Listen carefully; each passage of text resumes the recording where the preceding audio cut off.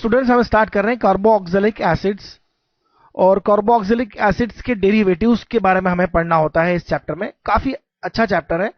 Reactions बड़ी simple है, लेकिन रिलेटिव रिएक्शंस रेट जो है वह समझना जरूरी होता है। हालांकि सभी रिएक्शंस करीब करीब देखने में एक जैसी होती है, बहुत आसान होती है, कुछ मुश्किल नहीं है।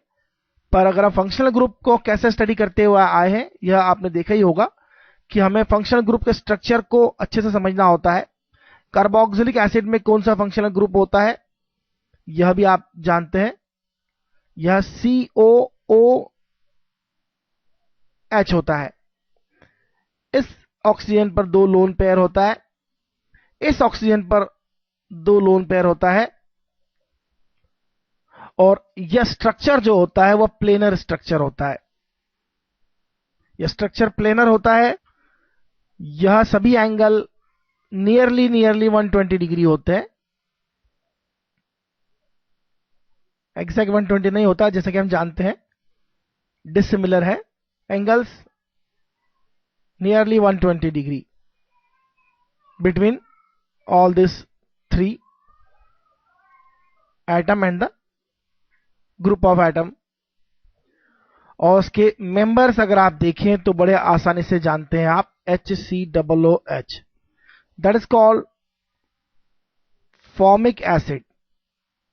That is formic acid. Formic acid जो नाम है वह चींटियों से मिला है। चींटियां जिन्हें एंट कहते हैं, आप इंग्लिश में एंट्स से मिला है, और एंट्स को ग्रीक में कहा जाता है फॉर्मा। और चींटियों के डिस्टिलेशन से यह एसिड मिलता है। जब चींटी या हनी बी जो आपको काटती है तो उसमें यह एसिड जो है वो आप में इंजेक्ट कर देती है, इसलिए काफी जलन करता है यह एसिड।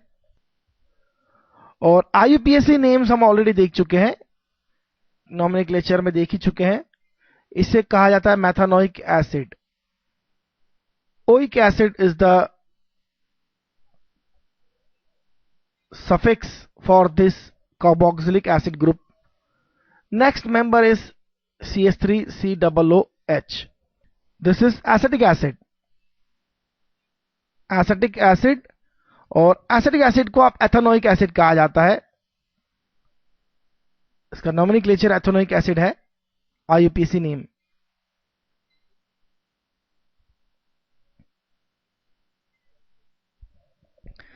कुछ डबल एसिड्स भी होते हैं कुछ इस तरह से, काफी इंपॉर्टेंट है। This is oxalic acid. This is called oxalic acid. और IUPAC name is इथिन dioic acid.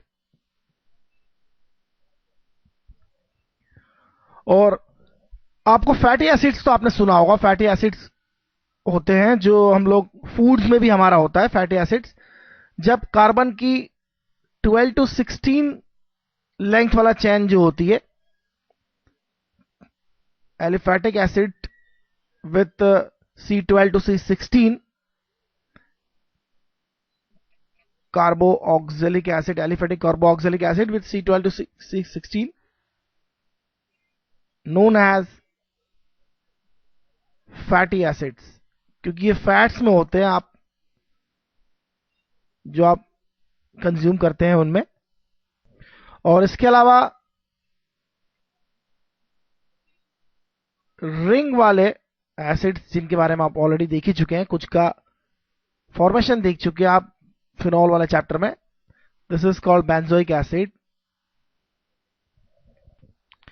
Similarly आपको दूसरे एसिड्स भी देखने को मिलेंगे बेंजीन में substituted acid.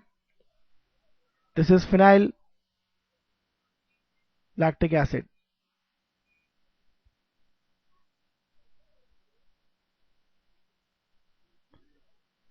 And one interesting name that I always remember without any problem, that is phthalic acid.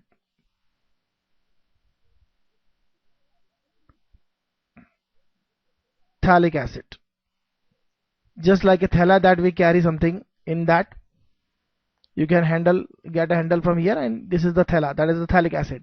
Easy to remember. तो हम देखते हैं अब एसिड ग्रुप की कैरेक्टरिस्टिक्स, और यह बात बड़ी इंपॉर्टेंट है क्योंकि इन्हीं कैरेक्टरिस्टिक्स के बेसिस पर हम उसकी सारी रिएक्शंस को समझते हैं। तो आइए देखते हैं एसिड ग्रुप की, कार्बोक्सिलिक एसिड ग्रुप की कैरेक्टरिस्टिक्स, और इसका कंपैरिजन भी जरूर करेंगे थोड़ा। Vinegar obtained from sugar cane has, vinegar होता है एसिडिक एसिड का सॉल्यूशन, और यह विनेगर जो है फूड प्रिजर्वेशन में यूज होता है और आपके किचन में भी यूज होता है। तो आगे देखते हैं हम। तो हम देखते हैं कार्बोक्सिलिक ग्रुप किस तरह से होता है और किस तरह से उसमें रेजोनेंस होता है। यह आप देखिए, यह हो गया आपका कार्बन ऑक्सीजन बॉन्ड, इस ऑक्सीजन पर 2 इलेक्ट्रॉन पेयर है, और यहां आप देखिए यहां भी 2 इलेक्ट्रॉन पेयर है। किसी भी ग्रुप की फंक्शनैलिटी को समझने के लिए उसका रेजोनेटिंग स्ट्रक्चर्स हमें समझ में आना चाहिए किस तरह से होते हैं। रेजोनेटिंग स्ट्रक्चर्स जो होते हैं यह टेंडेंसी बताते हैं कि वह किस तरह का ग्रुप है। अगर आप देखें तो यहां से यह इलेक्ट्रॉन पेयर ऑक्सीजन पे चली जाती है, और इसलिए ऑक्सीजन पर 1 इलेक्ट्रॉन का चार्ज आ जाएगा, क्योंकि इलेक्ट्रॉन पेयर में कार्बन ऑक्सीजन दोनों की 1-1 इलेक्ट्रॉन थी। वह पेयर अगर ऑक्सीजन के पास चली गई तो ऑक्सीजन पर निगेटिव चार्ज आ जाएगा 1 इलेक्ट्रॉन का, कार्बन पर पॉजिटिव चार्ज आ जाएगा, और इस तरह से यहां आपको एक स्ट्रक्चर मिल गया, रेजोनेटिंग स्ट्रक्चर मिल गया। अभी इस ऑक्सीजन के पास 2 इलेक्ट्रॉन पेयर है।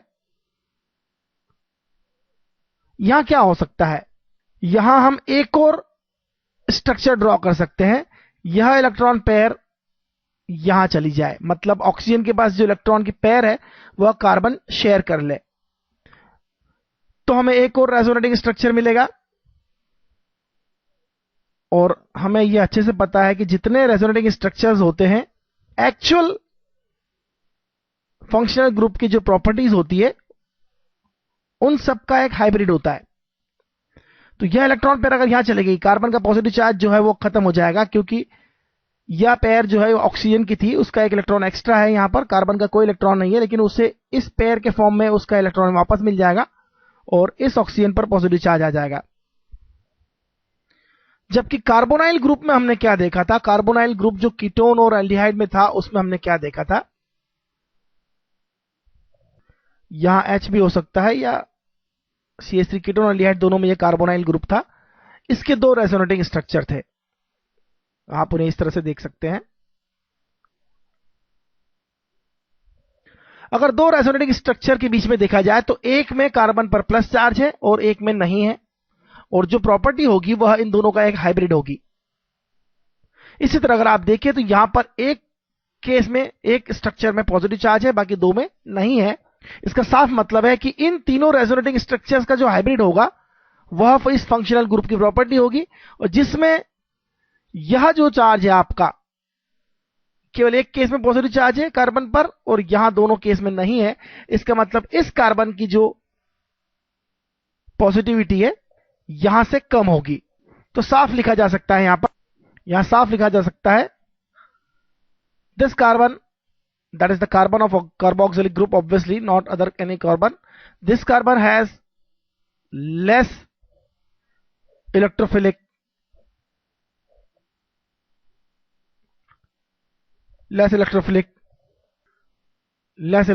nature than carbonyl carbon. That's simple. Electrophilic वह होता है जिसके ऊपर पॉजिटिव चार्ज डेंसिटी हो या उसका पोटेंशियल पॉजिटिव हो, अगर हम इलेक्ट्रोस्टैटिक्स की टर्म में यह बात करें तो। जैसा कि हमने यहां देखा था, इन पर न्यूक्लियोफिलिक अटैक जो है, न्यूक्लियोफिलिक एडिशन होता है कीटोन और एल्डिहाइड में, जबकि इस ग्रुप की जो नेचर है वो एसिडिक होते हैं। जबकि इस ग्रुप में एसिडिक नेचर होता है। बहुत ही जरूरी बात है, this group is acidic in nature. Acidic वह होता है जो H प्लस देता है, और इसके बारे में हम बात करेंगे आगे जब रिएक्शंस की बात करेंगे। This group is acidic in nature, that means it gives H plus. कितना एसिडिक होता है और इसके डेरिवेटिव्स जो होते हैं उनमें क्या रिलेशन होता है इसकी एसिडिटी और रिएक्टिविटी का, यह हम देखेंगे बाद में। काफी इंटरेस्टिंग है और काफी इंपॉर्टेंट भी है।